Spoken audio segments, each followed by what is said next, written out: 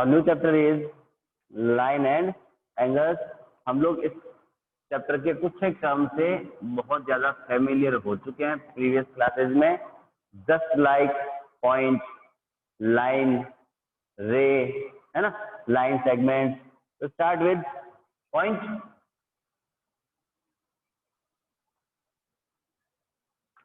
What is point, है ना, what is point? Point is a mark of position. Point is the mark of position. मान ली किसी भी position को mark करना है, जैसे मान ली पॉइंट लगाया मैंने, यानी ये ए पॉइंट बन गया मेरा, मान ली यहाँ लिख दिया, ये बी पॉइंट बन गया, यानी किसी पर्टिकुलर प्लेस को बता रहा है, इंडिकेट कर रहा है वो मैं, ठीक है। किसी भी पर्टिकुलर प्लेस को हमें क्या बता रहा है, वो पोजीशन के बारे में बता रहा है कि वेयर शी लाइज, ठीक है। अगर हम लोग ज्योमेट्रिकल पॉइंट्स की बात करें तो ज्योमेट्रिकल पॉइंट जो होता है उसके पास no length, no breadth and no height.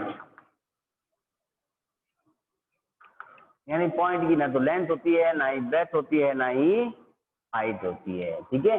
केवल ये किसी एक पर्टिकुलर पोजीशन को ही शो करता है कि ये कहाँ लाई है, ठीक है, ये हमारा कहाँ पड़ा है, ठीक है। उसके बाद डिस्कस करते हैं नेक्स्ट पॉइंट, कॉलिनियर पॉइंट, ठीक है। यानी पॉइंट्स हमारे पास टू टाइप्स के होंगे पोजीशन बताने के लिए। First of all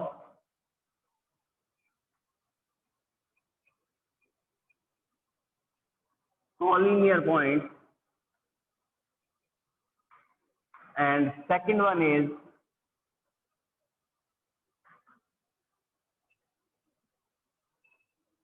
non-collinear point।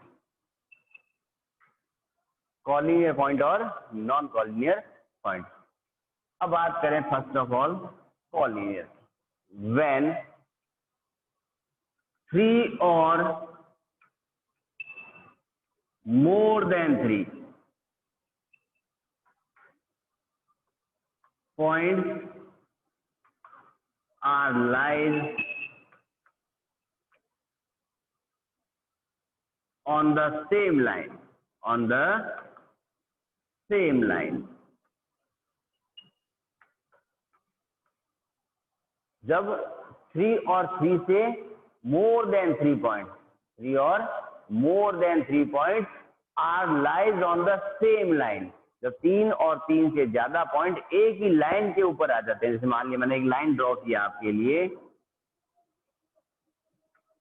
First point A, second point is B and third point मैंने सी भी लगा दिया, यहाँ लाइन के ऊपर मैंने डी पॉइंट भी लगा दिया, यहाँ पॉइंट मैंने ई भी लिख दिया।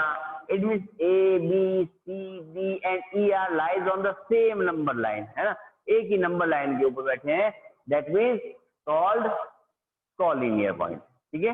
इसका जस्ट अपोजिट पार्ट अगर मैं बात करूं, इसकी जस्ट अगर मैं अपोजिट की बात करूं तो उसमें क्या होगा, पॉइंट तो होंगे हमारे पास बहुत सारे, लेकिन एक ही लाइन के ऊपर नहीं होंगे। कैसे, जैसे देखो मैंने एक लाइन ड्रॉ की, ए बी, टू पॉइंट लिखिए लाइन के ऊपर, थर्ड वन मैंने देखो लाइन के ऊपर यहाँ सी लिखा, यहाँ डी हो गया मेरा, एफ ई, ये सारे पॉइंट्स तो हमारे पास बहुत सारे हैं, A B C D E F तक दे दिया मैंने आपको, बट वो सारे के सारे एक ही लाइन के ऊपर अवेलेबल नहीं है। It means they are non collinear point, ठीक है।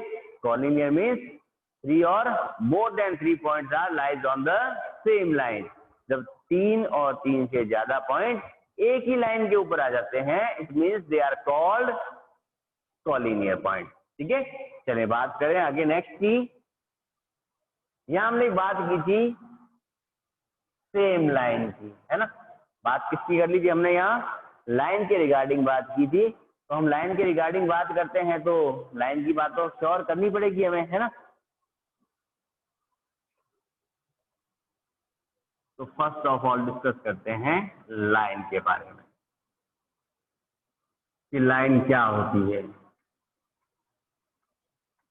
A and B are 2 points, ठीक है। व्हेन एक्सटेंड बोथ साइड, यानी हमारे पास 2 पॉइंट थे, उनको मैंने दोनों साइड में क्या कर दिया, बढ़ा दिया, है ना। दोनों साइड में क्या कर दिया, बढ़ा दिया। अपोजिट दोनों साइड में क्या कर दिया है, बढ़ा दिया है। कहां तक बढ़ाया है, कोई लिमिटेशन नहीं है, इन्फिनिटली, ठीक है।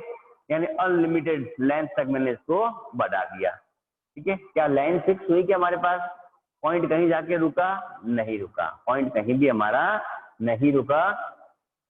इसका मतलब लाइन क्या कर सकती है, एक्सटेंड हो सकती है। कहां तक एक्सटेंड हो सकती है, बोथ अपोजिट साइड्स में इनफाइनाइटली, ठीक है। यानी अनंत लंबाई तक कोई लिमिटेशन फिक्स नहीं है, वहां तक इसको आसानी से बढ़ाया जा सकता है, ठीक है। अब बात करें लाइन के रिगार्डिंग, तो लाइन के पास लेंथ तो होती है, ब्रेथ होती है क्या, नहीं होती। हाइट होती है लाइन की, नहीं होती, ठीक है। लाइन के पास केवल लेंथ बनती है, हाइट और ब्रेथ नहीं होती, ठीक है। चलें आगे डिस्कस करें इसको और इसी पॉइंट को आगे बढ़ाते हैं। केवल डेफिनेशंस वाला पार्ट है बेटा। अगर मैंने क्या किया, इस लाइन में से ए और बी जो एंड पॉइंट थे, उन दोनों एंड पॉइंट को कट कर दिया, यानी इनकी लिमिट मैंने फिक्स कर दी, that is called line segment. Line थी, लाइन का मैंने ये बीच वाला पार्ट काट करके अलग कर दिया, और कटेड पार्ट जो कहलाएगा मेरा, क्या कहलाएगा, लाइन सेगमेंट। और लाइन सेगमेंट के पास 2 एंड पॉइंट हो गए, 2 एंड पॉइंट्स होंगे, यानी जहां पर हमारी लाइन क्या हो जाती है, रुक जाती है, जो कि लाइन के पास कोई एंड पॉइंट नहीं था, क्योंकि बोथ साइड में, बोथ डायरेक्शन में, बोथ अपोजिट डायरेक्शन में इनफाइनाइटली इसको बढ़ाया जा सकता था। क्लियर है बात। चलें मूव करते हैं नेक्स्ट पार्ट की तरफ। अगर मैं इस लाइन के बारे में लिखूंगा तो क्या लिखूंगा, देखो ए बी, और उसके ऊपर ऐसे सिंगल रो लाइन बना दूंगा, तो ये बन गया मेरे लाइन सेगमेंट। ऊपर लिखी थी मैंने लाइन, तो ए बी लिखा, बोथ साइड एरो था, इट मीन्स दोनों साइड एक्सटेंड कर सकते थे, इट मीन्स ए बी के ऊपर एक मैंने बना दी क्या, लाइन, ठीक है। उसके बाद बात करते हैं रे के रिगार्डिंग, व्हाट इज रे। रे के पास क्या होता है, 1 एंड पॉइंट, एक तो एंड पॉइंट हो गया। सेकंड पॉइंट जो होगा वो अनलिमिटेड होगा, यानी इनफाइनाइटली साइड इसको बढ़ाया जा सकता है, ठीक है। यानी रे किसी एक डायरेक्शन में, किसी भी एक, यानी या तो लेफ्ट डायरेक्शन में या फिर राइट डायरेक्शन में उसको आगे एक्सटेंड कर सकते हैं हम लोग, ठीक है।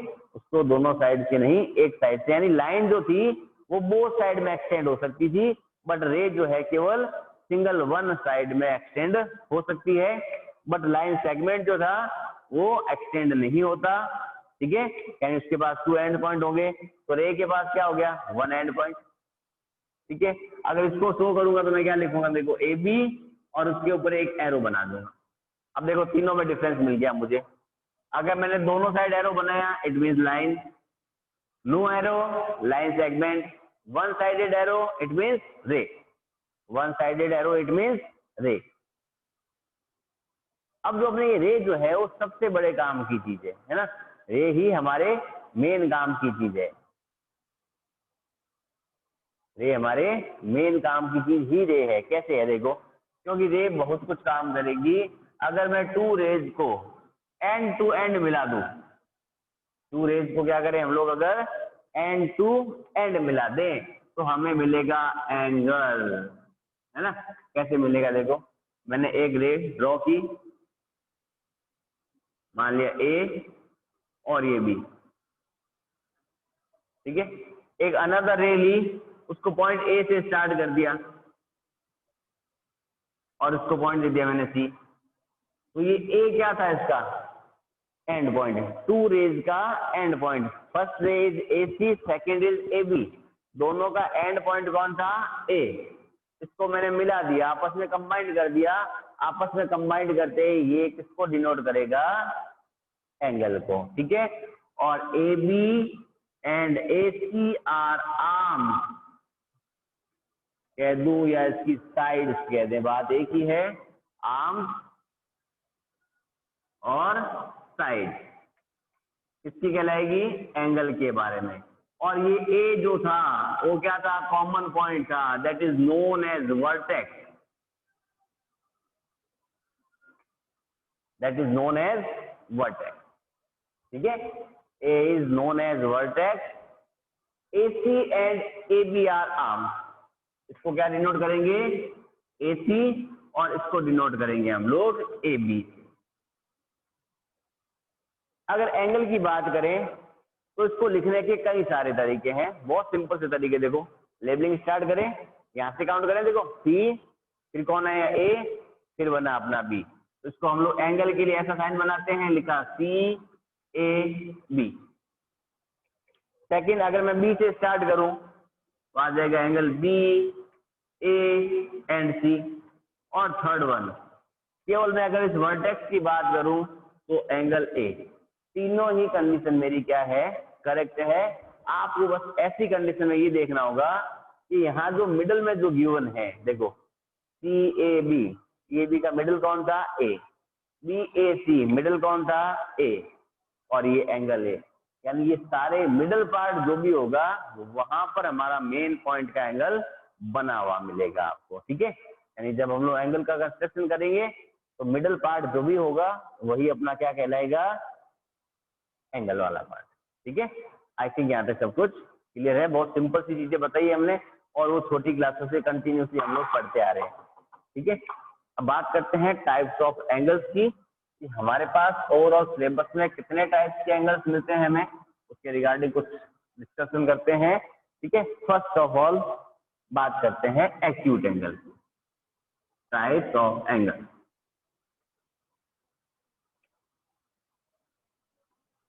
टाइप्स ऑफ एंगल, फर्स्ट बात करते हैं एक्यूट एंगल। अब देखो ये तो पता चल चुका है कि हमारा एंगल जब कभी बनेगा तो उसमें 2 रेज काउंट होगी, है ना, उसमें क्या होगी, हमारे पास ओवरऑल 2 रे होगी, ठीक है। वो दोनों रे के बीच बनने वाला एंगल जो है, जैसे मान ली मैंने यूं बनाया और ये एंगल मान लिया मैंने 60 डिग्री डिनोट कर दिया, नाम दे दिया ओ ए, और यहाँ भी यानी किसकी वैल्यू दे दी मैंने, एंगल किसके इक्वल दे दिया, 60 डिग्री के इक्वल। तो एक्यूट एंगल क्या होता है, in this angle value of given angle is less than 90 degree, less than 90 degree but greater than 0, greater than 0 degree but less than 90 degree. यानी अगर कोई एंगल 0 डिग्री से बड़ा है और 90 डिग्री से छोटा है, इट मीन्स वो क्या कहलाएगा, अपना एक्यूट एंगल कहलाएगा। तो हमने कहाँ तक पहुंचा है इसको, 90 से कम तक पहुंचाया है ना, तो सेकंड हमें एक 90 वाला भी तो मिलेगा, और 90 वाला एंगल क्या कहलाएगा, अपना राइट एंगल। क्लियर है बात, ये तो 6th क्लास में पढ़ रखी होगी, है ना।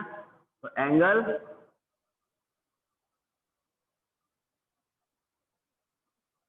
इक्वल टू 90 डिग्री, अगर एंगल किसके इक्वल बन जाता है, अपना 90 डिग्री के इक्वल बन जाता है, इट मीन्स वो क्या कहलाता है, अपना राइट एंगल। और वो लगभग कुछ ऐसा बनता है,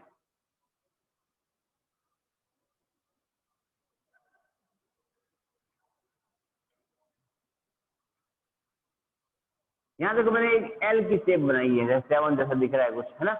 जहां कहीं भी हमें ऐसा दिखा शेप, बाकी अदर एंगल में देखो से राउंडेड कॉर्नर बनता है अपना, ठीक है।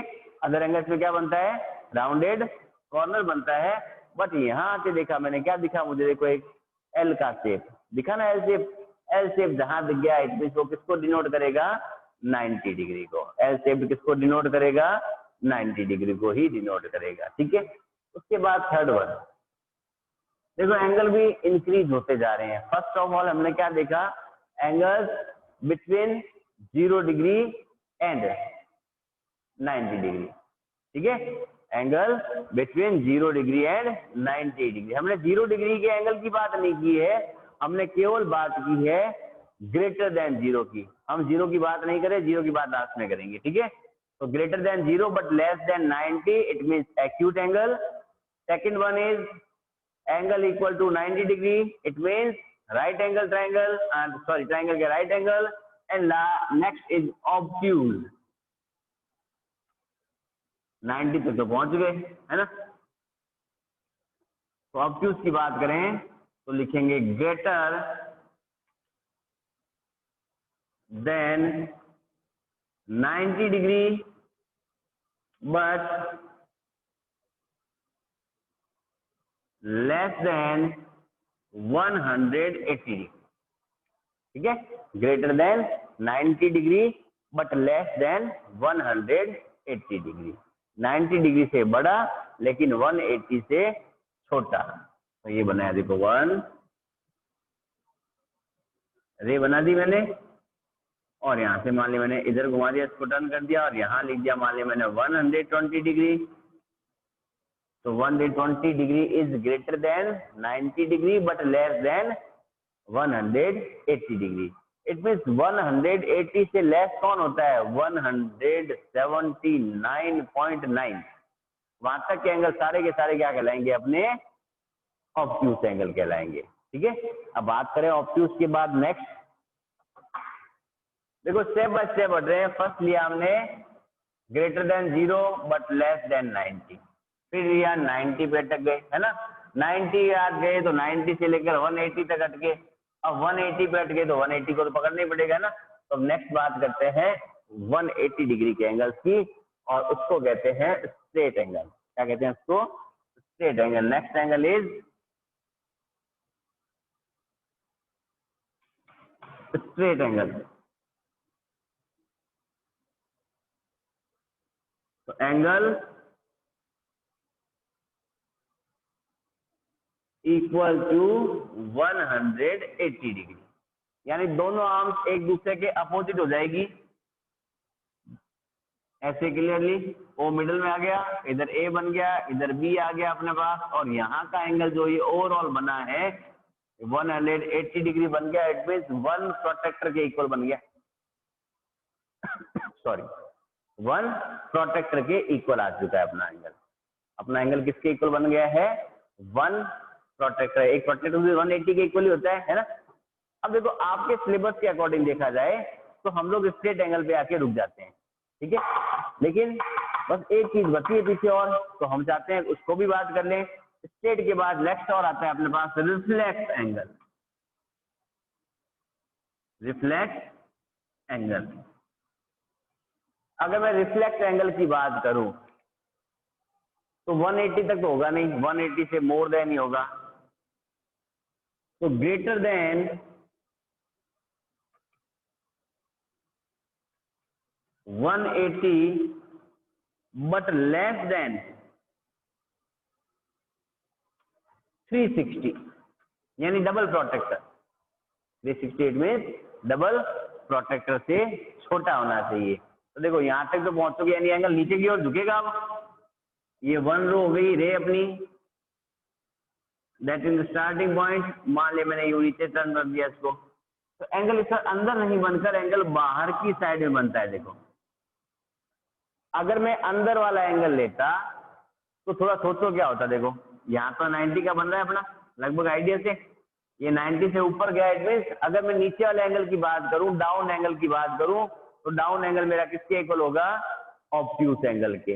लेकिन मैंने इसके आउटर पार्ट को लिया है, और आउटर पार्ट किसको इंडिकेट करेगा? ये रिफ्लेक्स एंगल को, ठीक है। इट मीन्स मान लिया मैं इसको 240 डिग्री बना दूं तो 180 से ग्रेटर देन ही है ना, बट 360 से लेस देन है। 180 से ग्रेटर है बट 360 से क्या है? लेस देन है, ठीक है।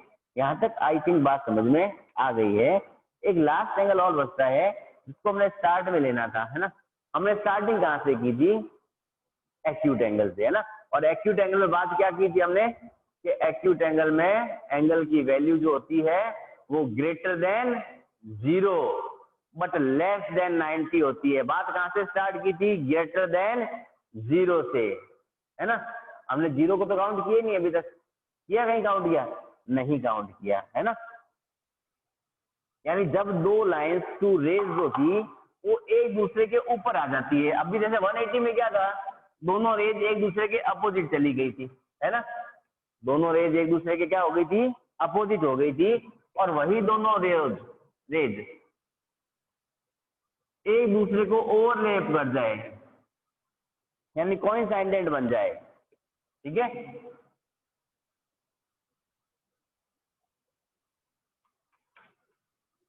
इट मीन देखो, एक रे फर्स्ट ये थी ओए, सेकंड एंगल की लाइन आई वो भी इसके ऊपर ही चली गई, यानी ए पर ही बी आ गया पॉइंट वापस अपने पास। यानी दोनों एंगल के बीच में कोई भी एंगल जनरेट हुआ ही नहीं, कोई भी एंगल जनरेट हुआ ही नहीं। इस कंडीशन में ये एंगल क्या कहलाएगा? अपना जीरो एंगल कहलाता है। और जीरो एंगल के क्वेश्चन बनते नहीं है हमारे सिलेबस के अकॉर्डिंग, और चाहे कहीं भी वो बनते नहीं है, ठीक है। चलो यहाँ तक आई थिंक सब कुछ क्लियर है, ठीक है। ये था basic introduction line and angles के अकॉर्डिंग। केवल एंगल्स का पार्ट किया था, लाइन की डेफिनेशन हमने देख ली थी। लेकिन हमारे पास कुछ एक एंगल्स के कॉम्बिनेशन और होते हैं, ठीक है। कुछ एक एंगल्स के कॉम्बिनेशन हमारे पास और भी है। उसका फर्स्ट बनता है, मान लिया, कॉम्प्लीमेंट्री एंगल।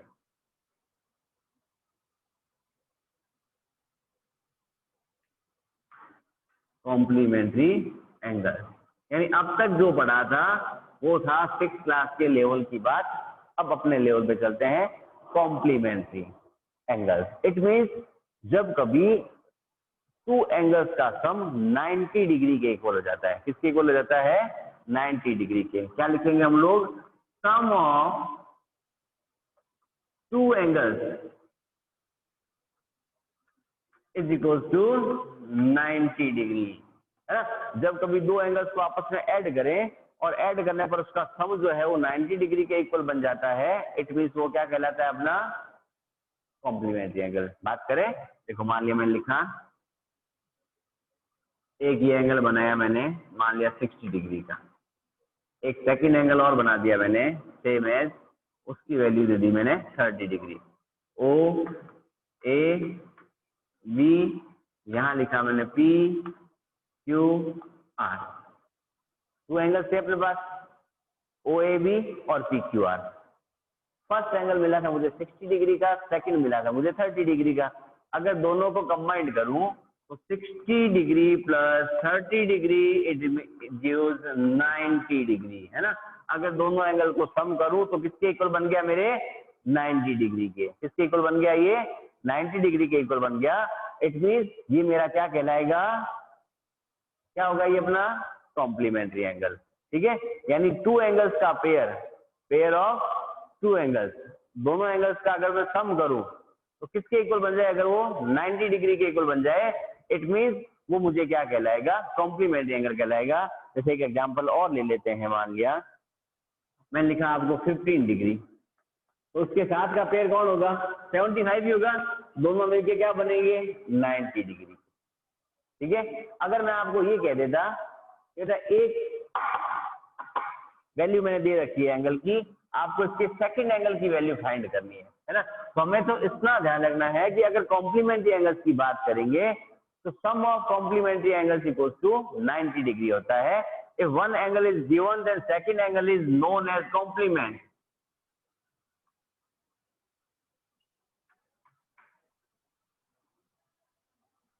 अगर हमारे पास टू एंगल्स है कॉम्प्लीमेंट्री एंगल्स में, टू एंगल्स का सम होता है, दोनों एंगल्स में से अगर हमें कोई भी एक सिंगल एंगल गिवन होगा और हमें सेकंड एंगल फाइंड करने की बात करेगा तो that is known as complement, ठीक है।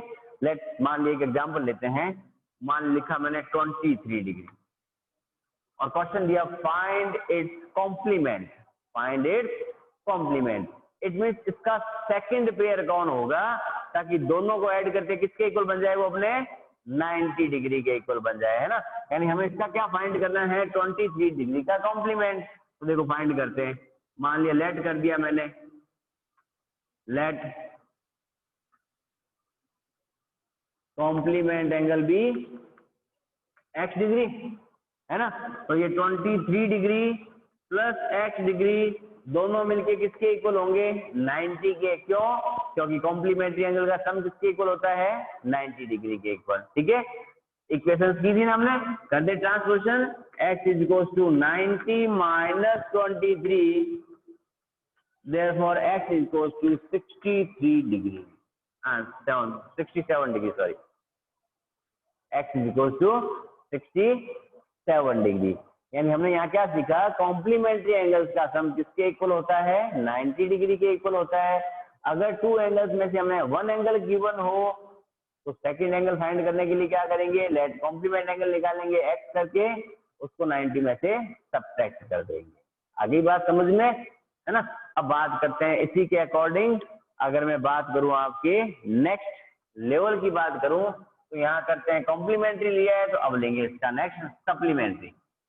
कौन होगा कॉम्प्लीमेंट्री का next, supplementary angle. Complementary angles का सम मिला था हमें 90 डिग्री के इक्वल, देन सप्लीमेंट्री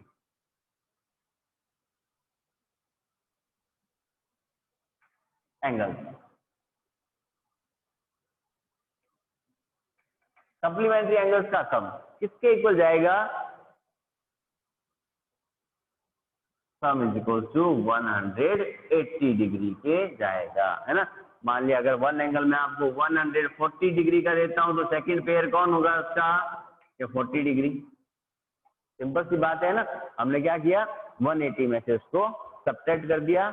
सिमिलरली वैसे ही जैसे कॉम्प्लीमेंट्री एंगल्स में हमने दोनों का सम किसके इक्वल बनाया था 90 डिग्री के इक्वल बताया था, सेम एज सप्लीमेंट्री में टू एंगल्स का सम किसके इक्वल बन जाएगा मेरे 180 डिग्री के इक्वल। और अगर फर्स्ट एंगल गिवन है सेकंड बात करेगा तो उसको क्या कहलाएगा सप्लीमेंट, है ना। क्या कहेंगे उसको सप्लीमेंट। जिस प्रकार पहले वाले पार्ट में हमने क्या कहा था उसको कॉम्प्लीमेंट कहा था, क्या कहा था फर्स्ट पार्ट में हमने उसको कॉम्प्लीमेंट कहा था, अब उसको क्या कहेंगे हम लोग सप्लीमेंट। ठीक है, तो कॉम्प्लीमेंट्री एंगल्स में 90 डिग्री का होता है सम, सप्लीमेंट्री एंगल्स में दोनों एंगल्स का सम किसके इक्वल होता है 180 डिग्री के इक्वल। कॉम्प्लीमेंट्री एंगल में कॉम्प्लीमेंट एंगल निकालने के लिए 90 में से सब्ट्रैक्ट करते थे, सेम एज सप्लीमेंट्री एंगल में सप्लीमेंट एंगल निकालने के लिए 180 में से क्या कर देंगे माइनस कर देंगे। मान लिया मैंने आपको दिया 123 डिग्री और पूछा इसका सप्लीमेंट, तो आप क्या करोगे कि 180 माइनस 123 57 डिग्री। क्लियर है। चले देखो आज की बात के लिए हम एक लास्ट टॉपिक उठा रहे हैं आज का, एडजेसेंट एंगल। आई थिंक बात बहुत सिंपल सी बातें हैं, है ना। और ऐसे सिंपल करते करते शायद हम लोग ये चैप्टर एक्सरसाइज जो भी है वो अपनी सारी कंप्लीट कर देंगे। ठीक है, चलें बात करते हैं एडजेसेंट एंगल्स की। एडजेसेंट एंगल, भैया ये एडजेसेंट क्या होता है, एडजस्ट तो करना सीखा हुआ है ना। हम लोग क्लास में क्या करते हैं, चलो एडजस्ट कर लो, एडजस्ट कर लिया इसका मतलब क्या हो गया, आपके पास में आपका फ्रेंड आके चिपक के बैठ गया, है ना। आपका फ्रेंड आपके पास आके चिपक के क्या हो गया बैठ गया। अगर वो फ्रेंड आपके पास चिपक के बैठा है, इट मीन्स देखो अगर मेरे पास में कोई यहाँ बैठेगा, इट मीन्स मेरी ये आर्म उसकी इस आर्म की पैरेलल हो गई ना। दूर से देखने वाले को क्या लगेगा कि दोनों के बीच में एक ही हाथ है ना, दोनों के बीच में हाथ क्या है एक ही है, बट ये मेरा फ्री हैंड रहेगा, उसका उधर वाला हाथ फ्री रहेगा। क्लियर है। यानी जब एडजेसेंट एंगल्स की बात करेंगे हम लोग तो उस समय कॉम्बिनेशन होगा टू एंगल्स का। क्या होगा, कॉम्बिनेशन होगा किसका, टू एंगल्स का। ठीक है, कैसे देखो, जैसे मान लिया मैंने एक ड्रॉ बनाया, जस्ट एक सिंपल सा ड्रॉ लिया हमने, एक एंगल बना दिया और इसमें से एक रे और निकाल दी मिडल पार्ट में, ओ ए बी एंड सी। ठीक है, कंडीशन देखना है इसकी, एडजेसेंट एंगल आप देख के नहीं कह सकते कि ये दोनों को एडजेसेंट एंगल हो सकते। एडजेसेंट का मतलब क्या, उसने एडजस्ट कर रखा है। क्या एडजस्ट किया हुआ, देखो कि दोनों एक ही वर्टेक्स से निकल रहे हैं, है ना। इट मींस ये वर्टेक्स सेम था, ये क्या था अपना वर्टेक्स, और उसको हमने कह दिया कॉमन वर्टेक्स। एंगल टू थे क्या अपने पास, देखो मान लिया मैंने इसको कवर कर दिया तो क्या बना angle A O B, angle A O B बना। एंड इधर से अगर मैं इस लाइन को कवर कर देता हूं तो मुझे क्या दिख रहा है, देखो बी ओ सी, केवल क्या पार्ट दिखा, बी ओ सी। तो हमारे पास टोटल एंगल कितने थे यहाँ पर, 2 एंगल थे। First is angle A O B and second is angle B O C. AOB and BOC are 2 angles given थे अपने पास। उसमें क्या दिखा, ये O पॉइंट जो था वो देखो इस एंगल में भी काम आ रहा था अपने पास में, ठीक है। और अगर मैं इस पार्ट को कवर कर देता हूं तो मेरे इस सेकंड पार्ट में भी कवर हो रहा है।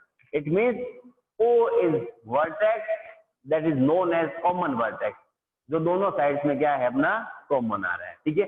उसके बाद एक चीज देखी मैंने, जब मैंने इसको कवर किया तो ये जो रो थी रे जो थी मेरे पास OB, वो उस एंगल में काम आई थी ना, किसमें, BOC में। आ गई OB रो काम। इधर चले बात की, अगर मैं इसकी बात करूं एंगल AOB की, तो रे OB जो है इस सेकंड एंगल में भी काम आ रही है अपने पास, आ रही है ना। It means OB is common रे। तो मेन कंडीशन क्या बनेगी इसकी, किसके लिए, एडजेसेंट एंगल के लिए, कि कॉमन वर्टेक्स होना चाहिए और कॉमन रे होनी चाहिए। अगर किसी के पास कॉमन वर्टेक्स और कॉमन रे है, दैट मीन्स वो आपस में क्या कहलाते हैं, एडजेसेंट एंगल्स कहलाते हैं। और जो कॉमन रे और कॉमन वर्टेक्स के अलावा बची हुई जो 2 रेज है अपने पास में, नॉन कॉमन आर्म, ये क्रॉस वाला पार्ट, ये क्रॉस वाला पार्ट, ये दोनों क्या है, नॉन कॉमन आर्म है। क्या है, ये दोनों नॉन कॉमन आर्म है। क्या है, दोनों ही नॉन कॉमन है। और नॉन कॉमन जो होती है वो इसके अपोजिट डायरेक्शन में चली जाती है, ठीक है। दोनों ही कहाँ चली जाती है, अपोजिट डायरेक्शन में पहुंच जाती है। अब एक बात करते हैं, छोटे से फिगर देखते हैं लास्ट। उस फिगर में ये देखते हैं कि क्या ये एडजेसेंट है या नहीं, ठीक है। चलो एक कॉम्बिनेशन बनाते हैं एंगल्स का। 1 2 1, ठीक है, AOBC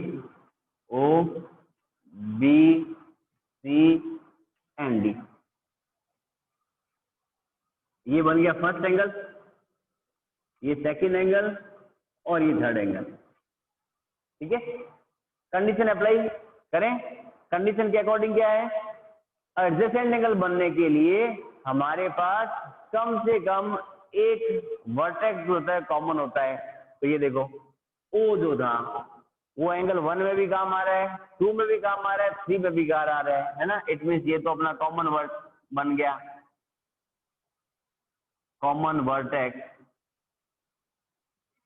ये तो बात क्लियर है, एक कंडीशन तो लग गई। जब तक दोनों कंडीशन फुलफिल नहीं होगी एडजेसेंट एंगल नहीं बनेगा, ठीक है। अब बात करते, देखो इस एंगल 1 की बात करूं और 2 की बात करूं, मैं केवल 1 और 2 की बात कर रहा हूं, इस 3 वाली लाइन को काउंट नहीं कर रहा। इस कंडीशन में देखा, ये OC जो थी वो एंगल 2 में भी काम आ रही है, एंगल 1 में भी काम आ रही है ना। देखो मैं अगर इसको कवर करूं तो ये 2 के पास चली गई, इसको कवर करूं तो ये 1 के पास चली गई, है ना। हाथ छोटा रह गया, लाइन बड़ी रह गई, कोई दिक्कत नहीं है। इसको कवर किया तो ये इसके पास भी आ गई, इसके पास। इट मीन्स अगर एंगल 1 और 2 की बात करूं तो एंगल 1 एंड एंगल 2 आपस में एडजेसेंट है, ठीक है। अगर मैं इस साइड से टर्न करूं तो ये OB लाइन जो है वो मेरी एंगल नंबर 3 में भी काम आ रही है, एंगल नंबर 2 में भी काम आ रही है। कॉमन वर्टेक्स तो सबका मिला हुआ है, तो एंगल 2 एंड एंगल 3 जो है आपस में एडजेसेंट एंगल बन गए, ठीक है। अब मेन कंडीशन यह आती है, क्या मैं ये कह सकता हूं क्या कि मेरा एंगल 1 जो है वो एंगल 3 के एडजेसेंट में है? हो सकता है क्या ऐसा? नहीं हो सकता। उसका एक ही रीजन है, क्योंकि एडजेसेंट एंगल की कंडीशन हमें क्या कहती है कि at least 1 common vertex and 1 common arm. Vertex तो दोनों में कॉमन था, है ना। एंगल 3 और 1 की बात करूं, कंपेयर करूं तो एंगल में वर्टेक्स तो वो मेरे पास दोनों में कॉमन है। बट अगर एंगल 3 और 1 की बात करूं तो देखो 3 के लिए इधर वाला पार्ट बन गया अलग, दोनों रे अलग है इसके पास में। अगर मैं एंगल 1 की बात करूं तो ये देखो ये दोनों रे अलग चल रही है, क्या OC और OB एक ही बात है क्या? नहीं है, OB और AC आपस में अपने आप में टू डिफरेंट रेज है। OB and OC are two different rays, है ना, दो अलग अलग तरह की रेज थी।